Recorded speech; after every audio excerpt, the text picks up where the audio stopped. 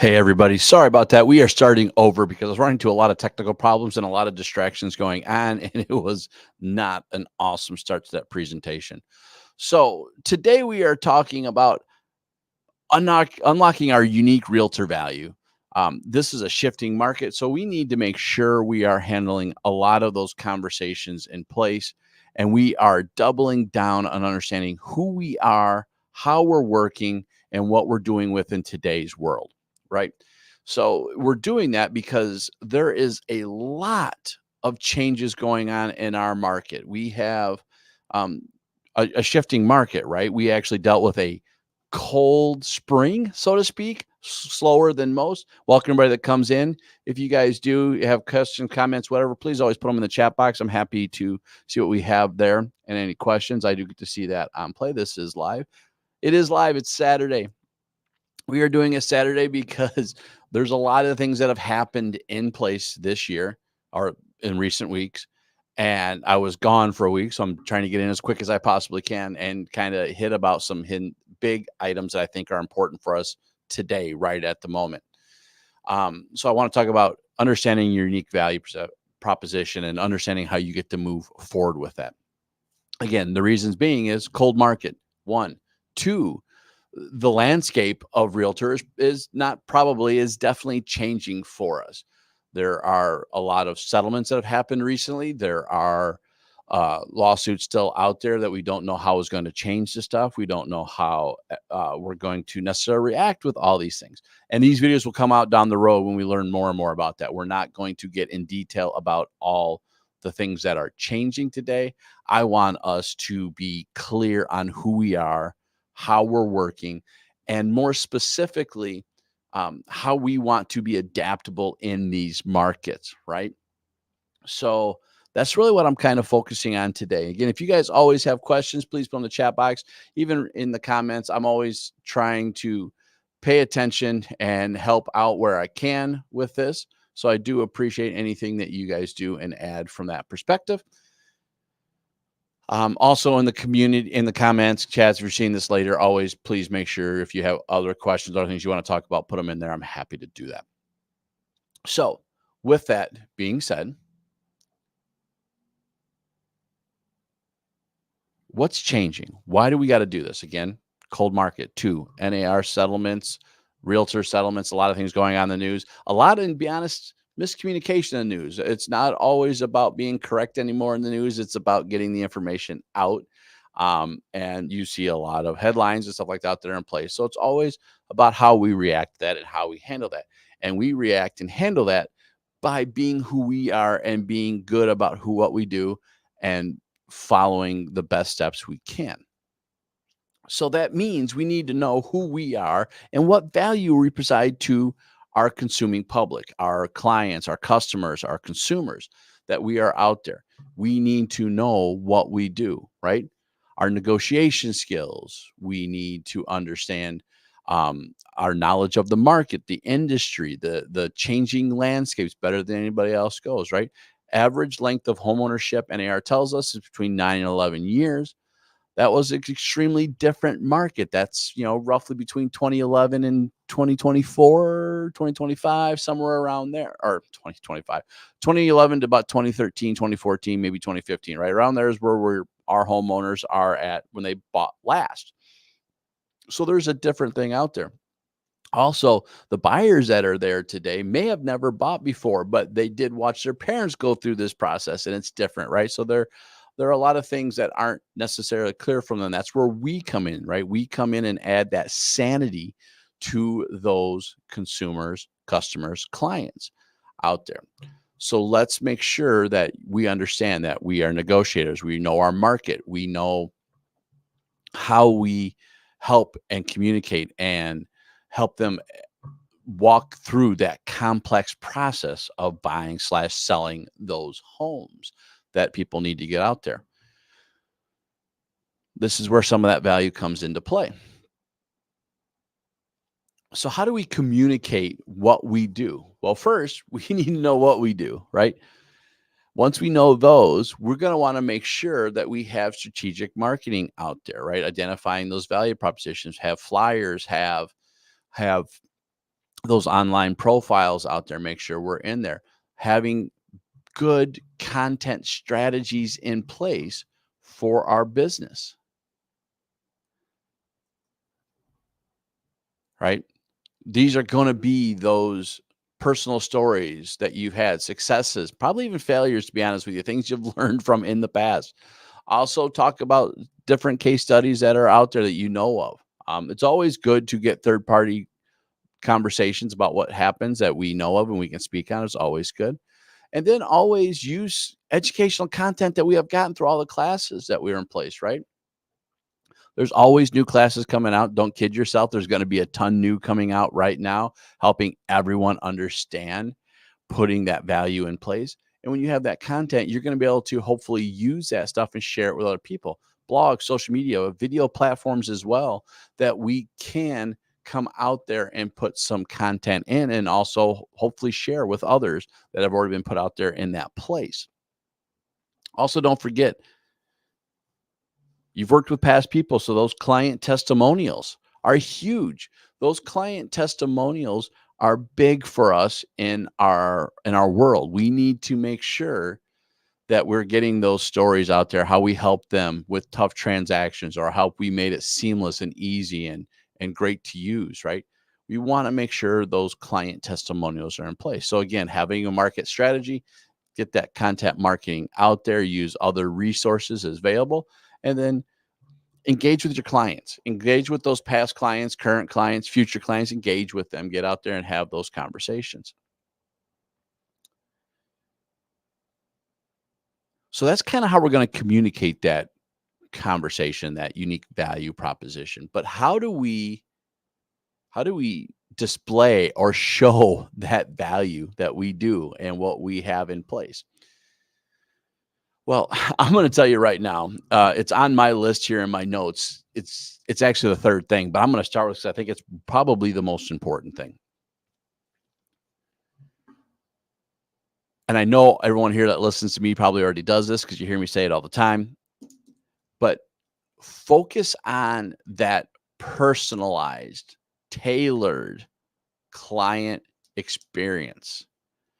I need us to make sure that when we're having this, we know our clients. We know their wants, their needs, their their fears, their things that they are motivated by, right? We need to know those things so we can help experience that stuff. I'm a big guy into the disc behavioral assessments. I always love doing those. So I don't do them to my clients per se, but I do make sure that I know who they are and how I'm going to communicate with them so I can give those tailored experiences. But I also need to know who they are, what their dreams, what their goals are. Again, forward, you hear me say it many times. Family, occupation, recreation, dreams. Ask those questions, get those answers in place, because when I'm communicating with them, this is how I'm serving them. This is how I'm giving value to them. Listen to your clients. There's a very good book by John Maxwell saying everyone communicates if you connect. And really, part of connecting is about listening, right? It's about that old thing our parents told us long, long time ago. We have two ears, one mouth, use them proportionally. We should be listening more than that, asking questions, making sure that we are establishing that experience and then giving it to them, helping them go through and understanding the process that happens in real estate. Also, with those creative experiences, then you get to know your clients. One of the things that helps you when you get to spend more time focusing on your client and providing that tailored experience is you get to actually understand and be creative in that problem solving thing, because you're going to be able to see things that most people can't see. You're going to be able to get that extra step and go those extra miles because you know certain things they want, right? As an example, it's always my favorite thing when I hear someone say that I want 2 acres of land. Well, that's fine. That's a feature, but we don't know what the benefit is. And if you actually know your clients and you ask that why question, it could be they want 2 acres because they want the space, right? That could be part of it. But part of it could be they just want the quietness, they want the serenity, they want other things in place, which you could potentially give them without having 2 acres, right? If you were on a golf course, they could have that. They don't have a back neighbor. They may not have that stuff. You could have um, a half acre, 3/4 of an acre that have tall trees or berms or whatever in place that will give that same feel. And then we start asking those questions and start learning about them and what they want, it gives that out there. Personally, I was working with a client a long time ago, and they were very generic in what they asked for. They didn't know what they wanted. They didn't know if it was a townhome or a single family home. They didn't know, um, if it was 2-story, 1-story. They didn't know anything. They were literally buying a home because they thought it was time in life they needed to buy a home, and so that's what they did. And then through talking to them and getting to learn about them, they were very interested in more, not classic homes, but older style homes, right? Probably 1980-esque homes that had brick fronts, half homes, ranch style homes. I learned that by asking them. I learned that by watching what they did. And by doing that, we got to focus very specifically and give them homes that they wanted. And they felt very much appreciated and loved in that experience.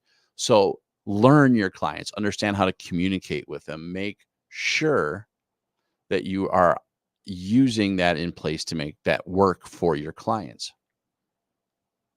Also, I'm going to tell you, um, so that's learning at providing that personal experience.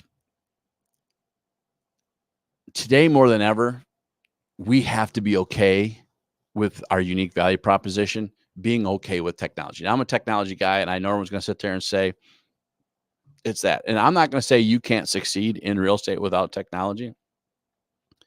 But the bottom line is it's going to make your life easier. Going back to the first statement, providing a tailored experience, if we can use our technology, leverage some of that stuff, AI, CRM systems, mobile apps, it'll make us easier. It'll make us be able to focus on what we need to focus on is that client relationship, that client needs. We can start solving problems for them because the technology is leveraging and giving us more time in place. So be good with the technology, be good with what's going out in place to have it out there.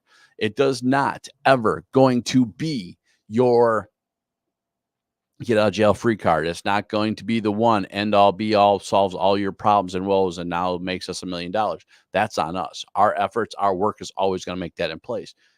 But that technology out there is to simplify those things that we are not great in, right? John Maxwell basically says there's a law of the lid that says we can only go so far. And you want to take your strengths and improve them because the people that have exceptional strengths, that's what you're known for. And where your weaknesses are, you just kind of want to manage them, right? And I'm paraphrasing, that's kind of how I look at it these days from what I've learned. You want to manage your weakness and improve your strengths. So let the technology manage those weaknesses in place. Um, Again, I'm a big AI guy. I don't know how to get around it these days. It is where it is. I speak for a living. I do a lot of things out there, but the AI will write my content for me. It'll help set up systems and other things in place to get this stuff done. If the components don't have an AI model to it anymore, I'm probably not using it. But you want to make sure that's in place, right? So have a good CR system, have good virtual tools, have good apps in place for you. Have a good email solution that can help do a lot of this for you. Leverage those technologies that help make your client experience better. Again, not to avoid working with your clients, to improve the experience. And that's a major difference in place. Also, when you're leveraging technology, make sure these days you are looking at social media because, again, that's communicating. I told you back up top, we were talking about it earlier. We got to make sure we are conversing with our clients. We are having those communication titles. Well, social media and digital marketing is a good way to have that online presence, that personal experience out there that's in place. So when you're looking at this, make sure you understand and are using the social media tools that make sense for you. Um, I'm focusing on YouTube. I focus on YouTube for most of my stuff right now because the two top websites in the world are Google and YouTube, and YouTube is owned by Google. So that's a personal belief I have. But it's also a fail point me for a little bit because I need to start focusing a little bit more on Facebook and probably Instagram, to be honest with you, because, well, and honestly, most of my realtor organization people are there on Facebook or not Facebook, Instagram. So it's where it's at. I am doing more and more of TikTok every day. But this is where I know things have to be. And I'll be honest with you, it took me a while to get into TikTok because I couldn't see where I was going to bring value to my client class. That's what you have to look at. What's going to be valuable to your client group? Where are they at? Where are they hanging out? What are they doing? Need to be there and make sure you're in place in that role. So, again, leverage technology. Make sure you're in there using the tools to help manage your weaknesses so you can improve your strengths. And then explore that social media. And then, more importantly than ever, right now, I want to make sure you guys are getting in and having some sort of continuous learning. I call it a growth plan at this point in time. More than ever, that value proposition for you is going to be growth based.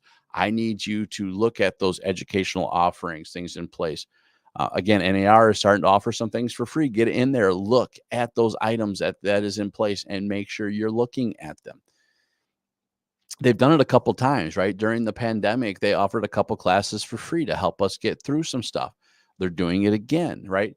They're good about that stuff. So do that. Also, your local associations are always doing industry and timely events. So go to those local associations and make sure you are in place and do that.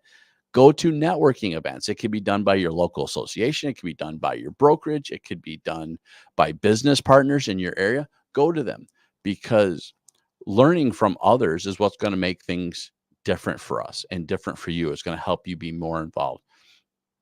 I do a lot with our associations and brokerages and locally, and I work with them on a daily basis.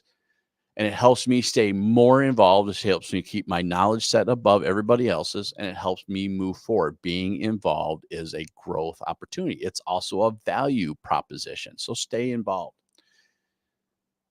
And then don't be afraid to be a river, not a reservoir, right? And what I mean by that is I want you all to share what you learn, right?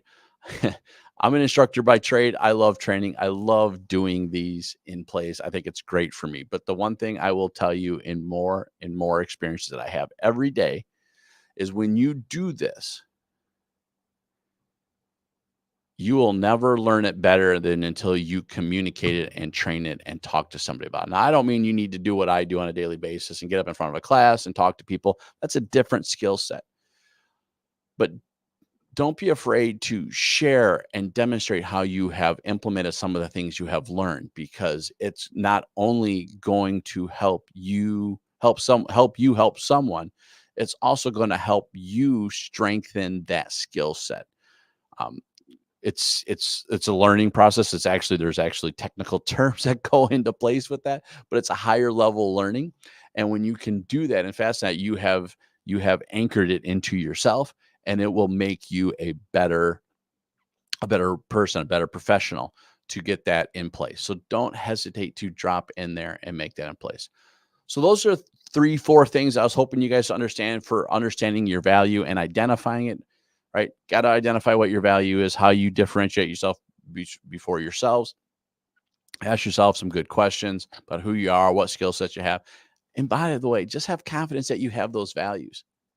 2, I need you also then to communicate those values. We talked about some items in place. 3, I want you to provide and learn how to have that tailored experience for your clients and your consumers and your customers. I need you then to learn how to leverage that technology in place to manage your weaknesses so you can improve your strengthen your strengths. And then last but not least, I want you to be a continuous learner. Have that growth plan in place. What are you learning every day? What are you trying to be better on? Focus on those new things. That's where you're going to set yourself apart at all times. So I hope this was helpful for everybody. I feel like it was extremely important what's going on in today's world. I feel like it's extremely important for us to make sure in place. At any point in time, if you guys ever do have questions, please reach out to me. I'm here for you. I'm always here to help you guys grow, be better, and be stronger. If you have questions, you can always reach out to me in place and write in the comment box. If you have questions, happy to answer those questions for you. If you have any other questions, things like that, please let me know. If you're looking for coaching, training, always please reach out to me. I'm always happy to help, always happy to be there for you. with that, thank you for being here on a very unique Saturday. We will see you soon. Sorry for some of you guys just came in, but if you guys do have questions, I'll stay on for about 30 more seconds and see if there are questions that anybody has. I see we have a couple late attendees. I am going to stay a little bit later just because, well, the honest answer is I I did this very last minute because I've been gone for a while.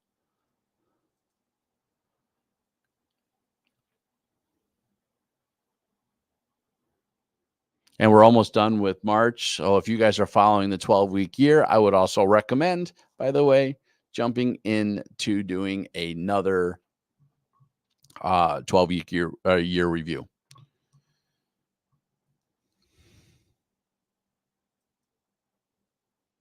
Okay, I'm not seeing anything. So with that, everybody, you guys have a great day. Thank you for being here. Again, any point in time, reach out to me. I am happy to help. My name is Justin Lethby. I am the E Professor, and I wish you the best of luck in a shifting market.